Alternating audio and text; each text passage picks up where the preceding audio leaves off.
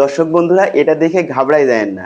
India আজ অথবা কাল, নয়তো 10 বছর পরে, নয়তো 100 বছর পরে কোনো না কোনো সময় বাংলাদেশকে আক্রমণ করবেই করবে। এটা লিখে রাখেন।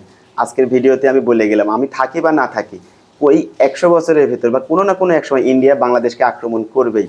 তো দর্শক বন্ধুরা, আজকের আলোচনার বিষয় ইন্ডিয়া বাংলাদেশকে কেন আক্রমণ করবে, এবং ইন্ডিয়া যদি বাংলাদেশকে আক্রমণ করে আমাদের করণীয় কি হবে, এইসব বিষয়গুলো নিয়ে আলাপ করব। তার আগে দর্শক বন্ধুরা, আপনাদের কাছে অনেক অনেক অনেক রিকোয়েস্ট করতেছি, আমার এই ছোট্ট চ্যানেলটি সাবস্ক্রাইব করে বেল আইকন প্রেস করে সঙ্গেই থাকেন।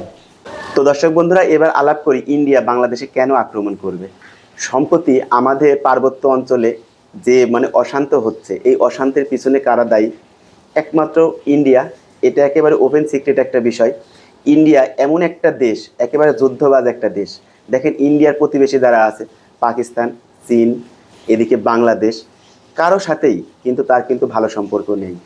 কারো সাথেই ভালো সম্পর্ক নেই। সে চীনের মতো একেবারে পরাশক্তি হোক, বাংলাদেশের মতো একটা ছোট দেশ হোক, ইভেন মালদ্বীপের মতো একটা পিচ্ছে একটা দেশ হোক, তার সাথেও কিন্তু ইন্ডিয়ার খুব একটা ভালো সম্পর্ক নাই। ইন্ডিয়া সবসময় কিন্তু দখলবাজ একটা দেশ।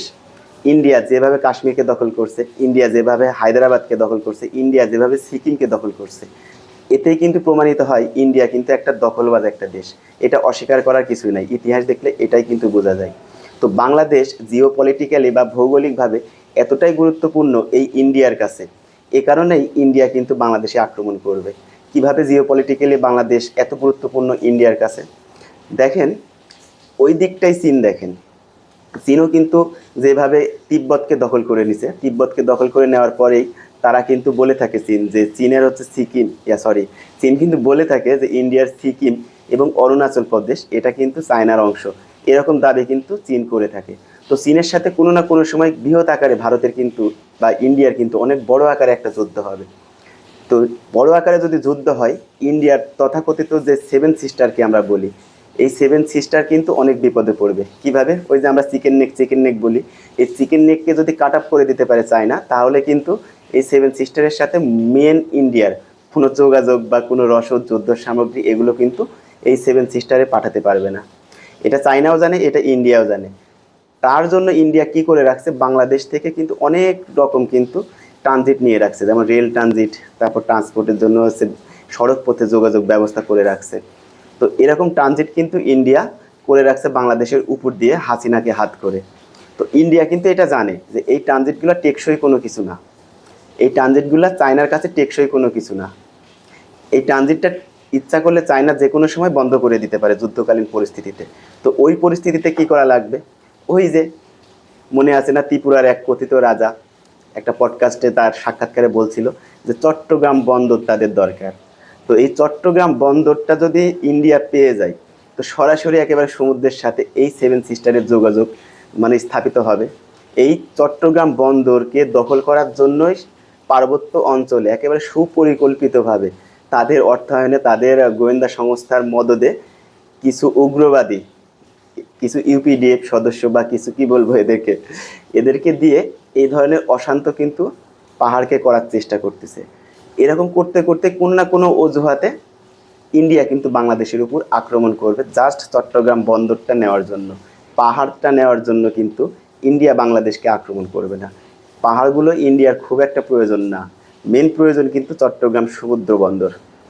তো দর্শক বন্ধুরা, তাহলে বুঝতেই পারতেছেন ইন্ডিয়া বাংলাদেশকে কেন বাংলাদেশকে কেন আক্রমণ করবে। এবার আলাপ করি আমাদের করণীয় কি। ইন্ডিয়া যদি বাংলাদেশে আক্রমণ করে আমাদের করণীয় কি। দেখেন, ইন্ডিয়া কিন্তু সরাসরি বাংলাদেশকে প্রথমত কিন্তু আক্রমণ করবে না। প্রথমত নানান রকম অজুহাতে, ছলচাতুরিতে, তাদের ক্রিমিনালি বুদ্ধি দিয়ে ঘায়েল করার চেষ্টা করবে, যেমনটা চেষ্টা করতেছে আমাদের পাহাড়ে বর্তমানে। তো এই যে এই পাহাড়ে অশান্ত করতেছে, তো প্রথমত আমাদের করণীয় পাহাড়ে যাতে ইন্ডিয়া কোনোভাবেই অশান্ত না করতে পারে, এই দিকটা খেয়াল রাখতে হবে। তো এই দিকটা খেয়াল রাখার জন্য আমার কিছু একেবারে ব্যক্তিগত পরামর্শ। বাংলাদেশের দেখেন, এই যে যে অংশটা দেখতেছেন সবুজ, এই অংশটাই কিন্তু একেবারে জনসংখ্যা নাই বললেই চলে। তো শহীদ প্রেসিডেন্ট জিয়াউর রহমান যখন ক্ষমতায় ছিল, তখন কিন্তু ওই পাহাড়ি অঞ্চলে প্রায় 1 লক্ষ বাঙালির কিন্তু বসবাসের কিন্তু স্থায়ী বসবাসের একটা কার্যক্রম কিন্তু উনি করে গেছিল। তো আমার দৃষ্টিতে এই যে সবুজ যে অংশটি দেখতেছেন, এই অংশে অন্তত পক্ষে 20 লাখ বাঙালিকে বসবাসের যোগ্য করে ওখানে বসবাস স্থায়ীভাবে করার সুযোগ করে দিতে হবে।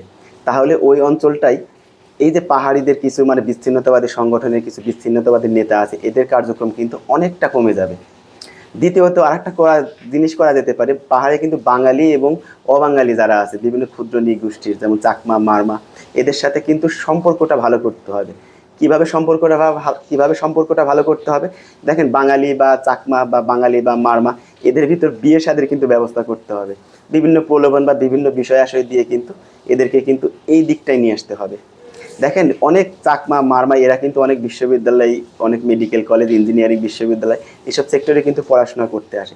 এদেরকে একবার এই অফারটা দিয়েই দেখেন যে এদেরকে যদি কোনো বাঙালিকে বিয়ে করে বা কোনো বাঙালি যদি কোনো এদেরকে বিয়ে করে, তাহলে অনেক রকম সুযোগ সুবিধা দেওয়া যেমন এদেরকে দেওয়া হবে, এরাগুলো প্রোভাইড করেই দেখেন তাদের সাথে একটা সৌহার্দ্যপূর্ণ সম্পর্ক আস্তে আস্তে কিন্তু গড়ে উঠবে। তারপরে আর একটা বিষয় বলি পাহাড়কে শান্ত করার। পাহাড়ে কিন্তু চাকমা এবং মারমা এই দুই জাতির ভিতর কিন্তু খুব রেষারেষি চলে। তো এদের এই রেষারেষিটা বন্ধ করার জন্য সরকারকে কিছু উদ্যোগ নিতে হবে। জাস্ট এই কাজগুলো করলেই পাহাড় একেবারে শান্ত হয়ে যাবে। তো পাহাড় যদি শান্ত হয়ে যায়, ওই দিক দিয়ে ইন্ডিয়ার কিন্তু ঢোকার রাস্তা একেবারেই বন্ধ হয়ে যাবে। তারপরের পয়েন্টটা বলি যে আমাদের যে লাল দাগ দিয়ে যে অংশটা দেখতেছেন, এটা হচ্ছে ফেনী।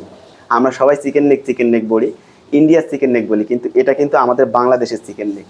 তো এই চিকেন নেককে সদা সর্বদা সর্বোচ্চ সিকিউরিটি কিন্তু আমাদের বাংলাদেশকে দেওয়া লাগবে।